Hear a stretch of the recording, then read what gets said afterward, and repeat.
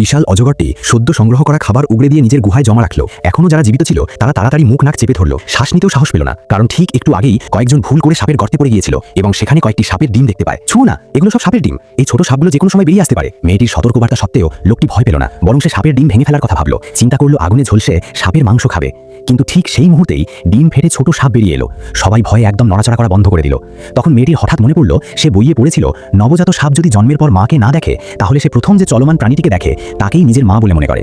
তাই সাহস সঞ্চয় করে সে ছোট সাপটিকে শান্ত করার চেষ্টা করলো। ভয় পেও না, আমি তোমাকে আঘাত করব না। কিন্তু পরের মুহূর্তেই লোকটি নির্মমভাবে ছোট সাপটিকে পিষে মেরে ফেললো। তারপর সাপটির চামড়া ছাড়িয়ে শিরা টেনে বের করে খেয়ে ফেললো। যখন বড় সাপটি ফিরে এলো তখন সে দেখলো সদ্য ফোটা ছোট সাপটি আর বেঁচে নেই। বড় সাপটি নিজের মৃত সন্তানের গায়ে মাথা ঠেকিয়ে আলতো করে ঘষতে লাগলো। শীতল আশের নিচে ধ্বংসাত্মক এক ভয়ঙ্কর ক্রোধ উন্মত্তভাবে ফুসে উঠছিল। এরপর যা ঘটবে, বিশাল সাপটি সবাইকে তাদের কাজের জন্য ভয়াবহ মূল্য দিতে বাধ্য হবে।